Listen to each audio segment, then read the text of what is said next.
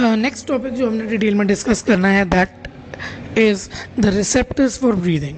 अब receptors for breathing में आपको ये पता होना चाहिए सबसे पहले, ठीक है, कि एक आते हैं आपके पास, सबसे पहले आते हैं कीमो रिसेप्टर्स। कीमो रिसेप्टर्स का मतलब है कि इन्होंने कोई केमिकल सेंस करना है।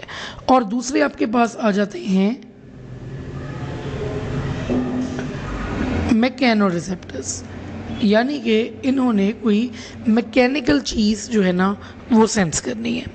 अब जो कीमो रिसेप्टर्स होते हैं वो आपने याद रखना है कि वो दो तरह के होते हैं, एक होते हैं सेंट्रल और एक होते हैं पेरिफेरल। जो सेंट्रल कीमो रिसेप्टर्स होते हैं, ठीक है, ये बेसिकली प्रेजेंट होते हैं आपके in the brain stem, in the cerebellum, in the hypothalamus and in the midbrain। नाम से पता चल रहा है ना सेंट्रल है। और पेरिफेरल जो हैं, ठीक है, ये बेसिकली आपकी दो जगह पे होते हैं।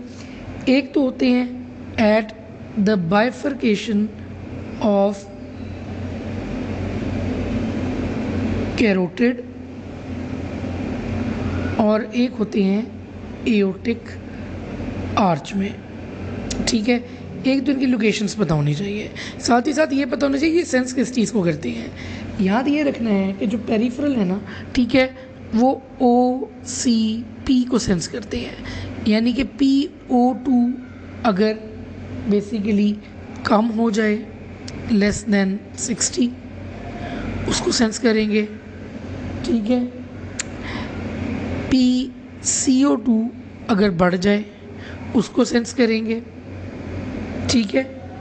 और आखिरी चीज़ है pH, अगर pH जो है वो कम हो जाए तो उसको सेंस करेंगे। तो इसका निमोनिक मैंने आपको क्या बताया था अभी, OCP, ठीक है। जबकि जो सेंट्रल हैं उसमें आपने याद रखना है कि O निकाल देना है, ठीक है, यानी कि PCO2 और pH को सेंस करते हैं ये आपके कीमो रिसेप्टर्स जो सेंट्रल होते हैं। तो सेंट्रल कीमो रिसेप्टर्स PCO2 और pH को सेंस करते हैं सिर्फ, जबकि पेरिफेरल जो हैं वो PO2 को भी साथ सेंस कर रहे होते हैं। तो ये हैं आपके सेंट्रल कीमो रिसेप्टर्स। अब चलते हैं मैकेनो रिसेप्टर्स की तरफ, ठीक है। मैकेनो रिसेप्टर्स जो हैं वो आपके 4 होते हैं जो आपने जहन में रखने हैं। सबसे पहले आपके आते हैं lung stretch receptors. Lung stretch receptors के नाम से ही पता चल रहा है कि जब लंग्स स्ट्रेच होते हैं तो ये एक्टिवेट होते हैं और कहते हैं जी बस इससे आगे लंग्स एक्सपैंड नहीं होंगे। तो बेसिकली ये जब एक्टिवेट होते हैं तो ये ब्रीदिंग फ्रीक्वेंसी को और ब्रीदिंग डेप्थ को कम करते हैं।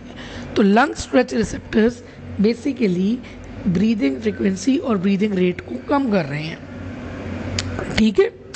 दूसरे आपके मैंने बताए हैं, अभी बताऊंगा आपको, वो है आपके इरिटेंट रिसेप्टर्स।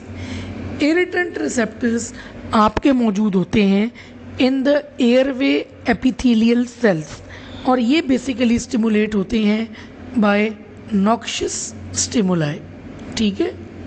नॉक्शियस स्टिमुलाई से ये इरिटेट होके एक्टिवेट हो जाते हैं। तीसरे जो टाइप ऑफ मैकेनो रिसेप्टर्स हैं वो हैं आपके juxta capillary receptors. Juxta capillary receptors कहाँ पे होते हैं, इंपॉर्टेंट ये नाम से ही पता चल रहा है। एक तो बात याद रखें कि ये एल्वियोलर वॉल्स में होते हैं। अब जक्स्ट्रा कैपिलरी हैं तो कैपिलरी के साथ रिलेशन है, कोई हार्ट फेलियर वगैरह होता है ना, ठीक है, जैसे लेफ़्ट हार्ट फेलियर हुआ है या राइट हार्ट फेलियर हुआ है, ठीक है, लेकिन लेफ़्ट हार्ट फेलियर में ऑब्वियसली लेफ़्ट हार्ट फेलियर में एल्वियोलर वॉल्स में जो है वो हाइपरटेंशन होगी तो उसकी वजह से ये एक्टिवेट हो जाएंगे। और आखिरी हैं आपके जॉइंट एंड मसल रिसेप्टर्स। नाम से पता चल रहा है ये कहाँ पे होंगे, ये जॉइंट्स में होंगे और मसल्स में होंगे।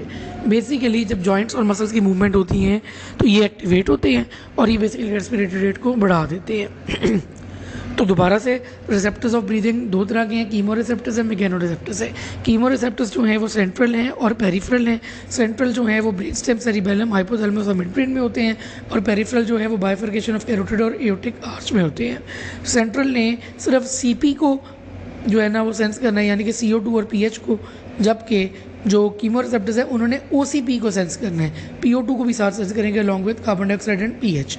जो मैकेनो रिसेप्टर्स है वो 4 हैं, lung stretch, irritant, juxta capillary and joint and muscle.